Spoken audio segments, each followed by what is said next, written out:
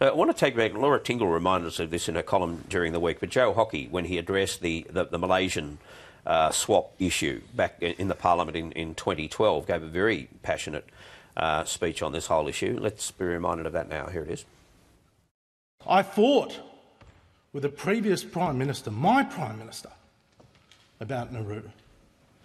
And I opposed it until the moment he assured me that at all times Australians would be able to supervise the people that were sent there, that they would be protected, that they would have healthcare and education support, until he could assure me that those most vulnerable would be protected.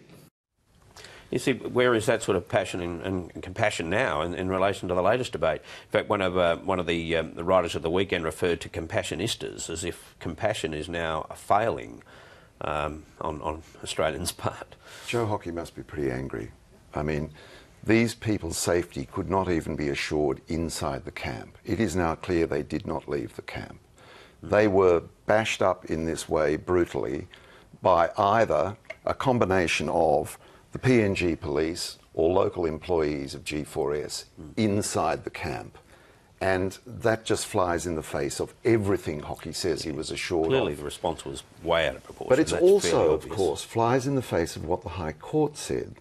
Remember that the High Court knocked out the Malaysian solution because Australia could not guarantee, once they went to Malaysia, that their rights as refugees would be protected. That's in our legislation. That's not some wafty international notion. It's in the legislation. And what's more, when Gillard tried to get the opposition to help her get that out of the legislation, Abbott refused. Yeah. Now, what's clear is we cannot guarantee their rights as refugees.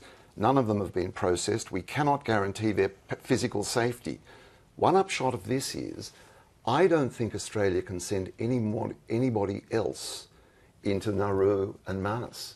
They'll get an injunction preventing it. No one else can go. We have to move on to talking